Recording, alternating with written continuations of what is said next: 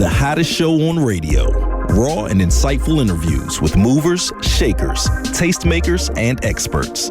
This is the Karen Hunter Show. Welcome to the Karen Hunter Show Race Special.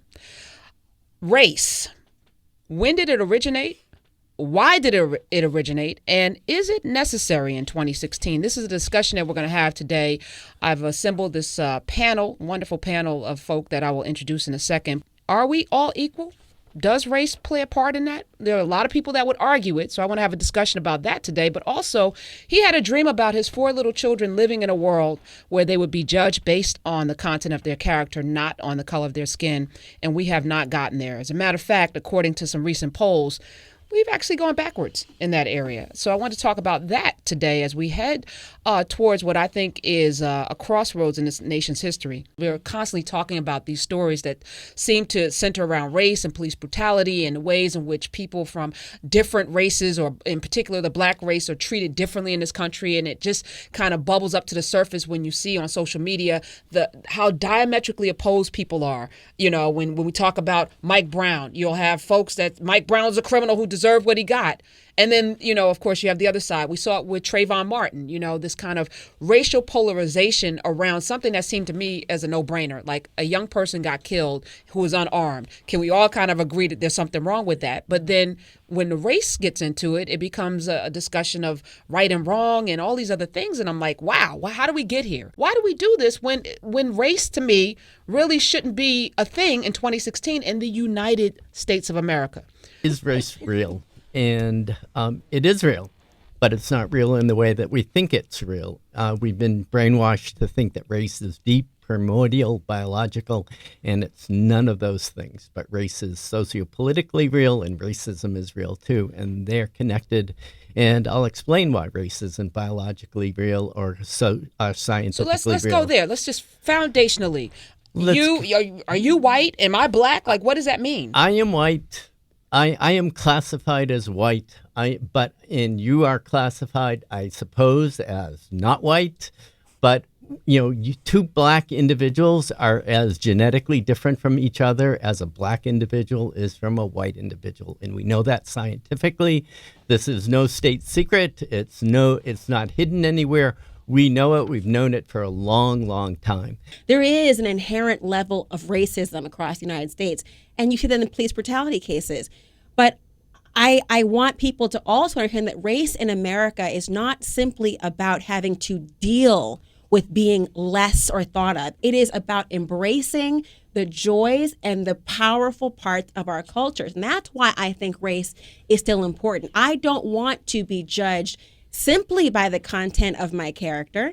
I also want to be judged by the way that I am proud of the skin that the character is in. You grew up as Kitt McDonald, right? Yes. Your dad's last name, of course. And when you're traveling by yourself as Kitt McDonald, in your mind, are you just a person, Kitt McDonald, or are you white Kitt Are you ever black? Have you ever identified with being black? No, Kitt I've McDonald? never identified being a specific race at all. I know as people perceive me, the way that they look at me, it's clear that they would look at me and think that I was a white person, because that's, you know, as we talked about the case earlier, I mean, that's just what you would see. But you know what's fascinating? And it's the reaction that people have on social media. You're a betrayer. You have the audacity to have that white skin, and you choose to be black.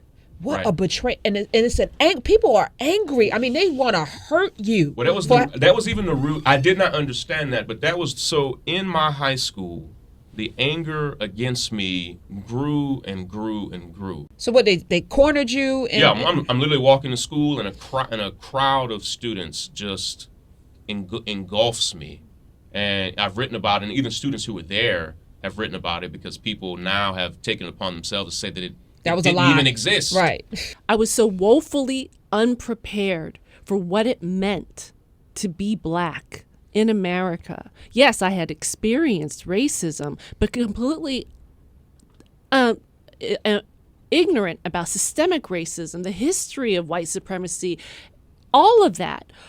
Only thing I knew what to do was to run across the street to my best girlfriend's house and bang on the door, crying, saying, I'm black, I'm black, I'm black. And it literally changed the entire trajectory of my life. And I spent the next 4 years passing out of fear, because even though the kids had always called me the N-word, I always had this sense of superiority of, well, I'm not really.